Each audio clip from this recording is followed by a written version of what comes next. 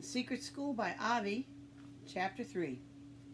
As Ida parked the backfiring car in their farmyard driveway, bleating lambs, tails up, ran in fright, while Snooker, the old mare, looked over the corral fence. Felix, Ida whispered after they got out, don't tell Ma or Pa what happened in school. Felix's look turned quizzical. Quizzical. That's a vocabulary word. How come? I need to tell them my way. Understand? No, but okay, he said, accepting as always his old sister's ways. Ida opened the front door of their log cabin. It had been built by her father when he came from eastern Colorado years ago. At the time, people thought there was gold in the surrounding mountains. A red-faced Mrs. Bidson, was in the steamy kitchen stirring laundry atop the wood-burning stove. Baby Shelby was in her lap. Hi there, she called. How was school?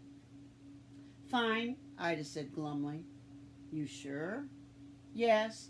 Felix darted a look at Ida. She put a finger to her lips. Want some help with Shelby? She offered. Just been waiting for you to come home, Mrs. Bidson said with a smile as she handed the baby over. Felix, your pa's in the barn. Said to say you were needed soon as you got in. Felix gulped down a glass of milk, then stuffed a hunk of bread into his mouth. Before racing away, he beckoned Ida over and whispered, Why didn't you tell Ma that Miss Fletcher is leaving? I'm not sure what I'm going to do. He screwed up his face. Do? What's that supposed to mean? Tell you when I make up my mind. Ida stayed with the baby for an hour, then got on with her regular chores. She mucked out, cleaning the animal dirt out of the barn. She mucked out the horse's stall and milked the cow. Working along with her father, she checked the early lambs, and finally, after she'd helped her mother with supper preparations, Ida set out the soaking barrels for the next day's laundry. At supper, Ida didn't say a word about school. Most of the talk was about a new hayfield Mr. Bidson was thinking about fencing in. That evening, up in the loft bedroom Ida and Felix shared, Ida put aside the year-old Saturday Evening Post she'd been reading, lay back and stared up at the wooden plank roof. She liked to imagine different patterns for the grain patterns. She liked to imagine different pictures for the grain patterns. It always soothed her. One night it was a map, another time it was secret writing, sometimes it was even music. Tonight it was the road to school. But as soon as Felix was asleep, Ida slipped out of her bed and crept down the steps to the kitchen. Her mother was still awake, boiling baby bottles. Not boiling babies, boiling baby bottles to sanitize them. She was boiling baby bottles in a big pot. Hello, love, her mother said with a quick, if tired smile. Thought you'd gone to sleep a long time ago. Felix has. I couldn't. Something on your mind? Ida perched upon a chair and pulled her flannel nightgown over her toes. Can we talk? She asked gravely. Gravely. We saw that before. Gravely serious, somber, sober, not funny. She asked gravely. Her mother continued working. I'm listening. Where's Pa? Out in the barn. The tractor motor is leaking. This girl talk? It's school. Ida hesitated, then said, Ma, Miss Fletcher's mother is very sick. On Wednesday she's leaving to go to Iowa to be with her. Oh, dear. And Mr. Jordan, he's head of the school board. I know. Said they wouldn't replace her. For heaven's sake, why not? Said it was too late in the term. Ida paused. I think he just wants to save money. Times are getting tight, honey. The valley doesn't have much money. I'm sorry about Miss Fletcher. I am too, but they're closing the school for the year. Closing? And Ma, the thing is, If school closes, it means Tom and I can't take the final exam. Oh, honey, and you've been working so hard. Ma, it's a lot more. No exam, no high school. Mrs. Bitson thought for a moment. Then she said, Ida, love, high school was only a possibility, like we told you. Your going depends on how we do on the farm anyway, year by year. I know. Ida watched her mother pluck the baby bottles from the hot water and set them to dry. Ma, she said after a moment, you know what Tom said? Guess I don't. He had an idea how we could keep the school going.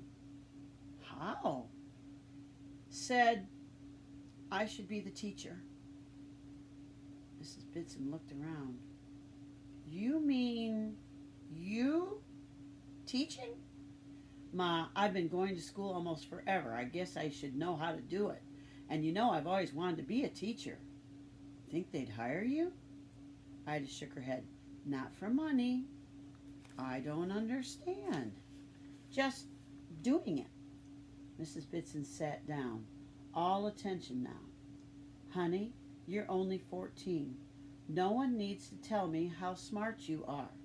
But think, if you were a teacher, you'd have all that figuring out of the students' lessons, checking all their work, plus being in charge of the schoolhouse. It'd be hard making everyone mind, too. And you'd still have your own schoolwork to do on top of all that.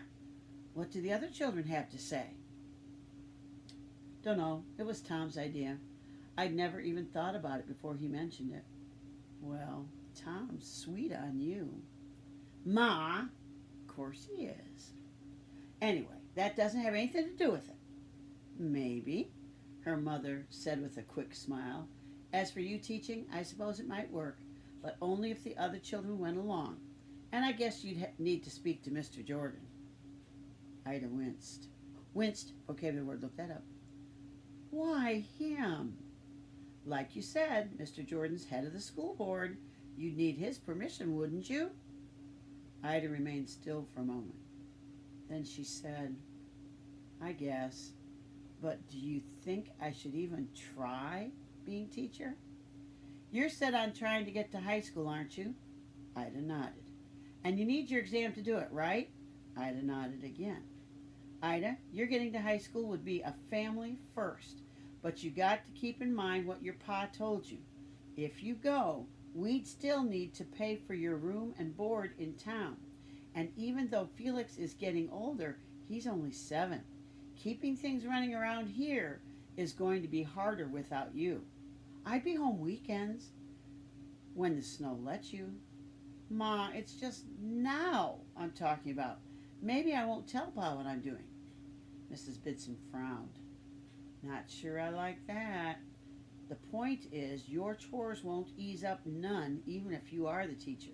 We need you pitching in here, too. But do you think I could do it? Being teacher now, well, it would be unusual, I guess. But most things seem so, they're new. Wait a minute. Most things seem so when they're new. Sorry about that. Most things seem so when they're new. I can't see how it would hurt you any. Think I'd be good? Ida, love, though your father's keen on reading, neither of us got much schooling. Bit of writing, sums. I think you'd be good. But, honey, it's not my world. I know, Ida said, suddenly realizing that at 35 and at 5:30 in the morning, it would be milking time again, she said. I better go to bed, and headed back to the loft. Ida? Her mother called after her. Ida looked back. If you decide to do it, I'll give you something. What's that? Hairpins, Mrs. Bitson said with a smile. If you put up your hair, you'll look older. End of chapter 3.